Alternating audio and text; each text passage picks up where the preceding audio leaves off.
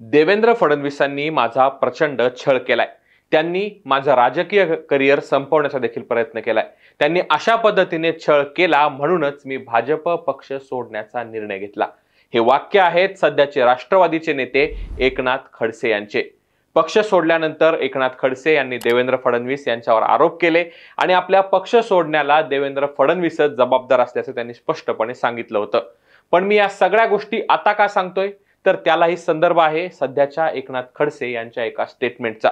आता एकनाथ खडसे यांचं देवेंद्र फडणवीस यांच्याबद्दलचा सूर हा बदललेला आहे आणि त्यांनी नुकतंच केलेलं एक वक्तव्य सध्या माध्यमात चर्चेच्या केंद्रस्थानी आहे। नेमकं एकनाथ खडसे यांनी भाजपात घरवापसीचे संकेत दिले आहेत का, ते वक्तव्य नेमकं काय आहे आणि एकंदर भाजपात त्यांची घरवापसी खरंच होऊ शकते का आणि त्यांच्यावर झालेल्या आरोपांबद्दलच या व्हिडिओच्या माध्यमातून सविस्तर चर्चा करूयात। नमस्कार, मी समीर मोरे आणि आपण पाहताय टीओडी मराठी।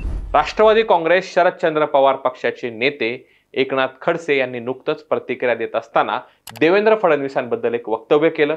ते असं होतं की देवेंद्र फडणवीस हे काही माझे दुश्मन वगैरे नाहीत, त्यांच्याबाबत टोकाची भूमिका वगैरे मी जी घेतली ती व्यक्तिगत नव्हती। राजकीय दृष्ट्या विरोधी पक्षात असताना मी विरोधी पक्षाची भूमिका मांडणारच आणि सत्ताधारी पक्ष त्यांची भूमिका मांडणार। या माध्यमातून कधी तणाव होतात। आजची स्थिती अशी आहे की देवेंद्र फडणवीस आणि माझ्यात आता तणाव राहिलेला नाहीये। आम्ही काय भारत पाकिस्तान सारखे दुश्मन नाहीत जे आमच्यात तणाव राहील। देवेंद्र फडणवीस यांच्याशी माझं व्यक्तिगत कधीही वैर नव्हतं। आम्ही एकमेकांशी भेटतो, बोलतो, एकमेकांशी आमचे चांगले संबंध आहेत।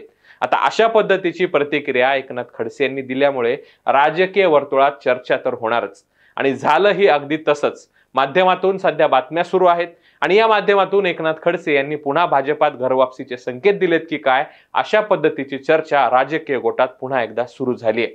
साधारण या वर्षीचीच एप्रिल महिन्यातली गोष्ट आहे। लोकसभा निवडणुकीपूर्वी एकनाथ खडसेंच्या भाजप प्रवेशाबाबत अनेक बातम्या माध्यमात वाचल्या। अर्थात त्यांनी तशा पद्धतीची तयारी देखील दर्शवली होती, पण त्यावेळी राष्ट्रवादीने आपला राजीनामा न स्वीकारण्याची भूमिका घेतल्यामुळे त्यांचा अधिकृतरित्या भाजपात प्रवेश होऊ शकला नाही। त्याशिवाय गिरीश महाजन आणि एकनाथ खडसे हा वाद महाराष्ट्राला सर्वश्रुत आहे।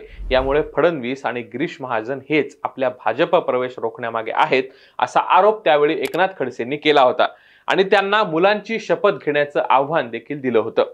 तत्कालीन महसूल मंत्री एकनाथ खडसे यांच्यावर 2016 साली एक आरोप झाला होता, ज्यामध्ये पिंपरी चिंचवड लगत असलेल्या भोसरी MIDC मधील 3 एकर जमीन त्यांनी आपल्या पदाचा दुरुपयोग करून आपल्या जावयाच्या आणि पत्नीच्या नावावर खरेदी केली, ज्याची वास्तविक किंमत ही 40 कोटी रुपये होती।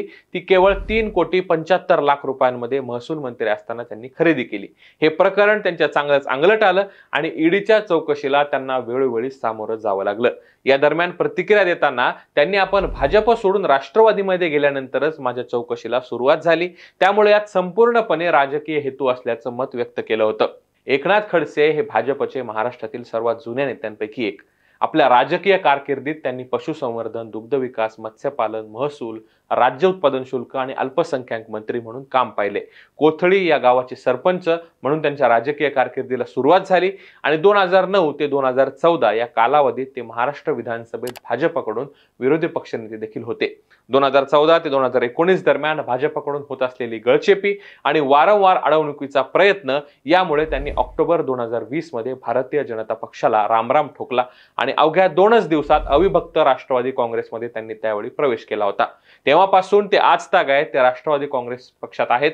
पण मागच्या वर्षभरातील त्यांची भूमिका पाहिल्या तर त्यांनी अनेक वेळा भाजप पक्ष प्रवेशाचे संकेत दिले, पण या त्या कारणाने त्यांचा पक्ष प्रवेश होऊ शकला नाही।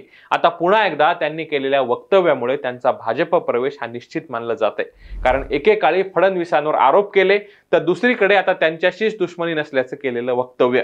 नाथाभाऊंच्या एकंदर भूमिकेबद्दल अनेक वेळा संभ्रम निर्माण झाला असला तरी भाजपशी आपली पूर्वीपासूनची असलेली नाळ त्यांना आता परत खेचणार का हे येणारा काळच ठरवेल। पण जर त्यांचा पुन्हा भाजप पक्ष प्रवेश झाला तर गिरीश महाजन यांची भूमिका नेमकी काय असेल आणि ज्या कारणांमुळे एकनाथ खडसे यांनी भाजप सोडली होती ती कारणं ती लोक आजही भाजपमध्ये आहेत। शिवाय फडणवीस हे तर मुख्यमंत्रीपदी विराजमान झालेत, त्यामुळे जर त्यांनी भाजपात येण्याचं ठरवलं तर त्यांचं पुढचं राजकीय भविष्य काय असेल याबद्दल तुम्हाला काय वाटतं ते कमेंट करून नक्की सांगा। हा व्हिडिओ आवडला असल्यास लाईक शेअर करायला विसरू नका आणि असेच नवनवीन व्हिडिओज पाहण्यासाठी टीओडी मराठीच्या YouTube चॅनलला नक्की सबस्क्राइब करा।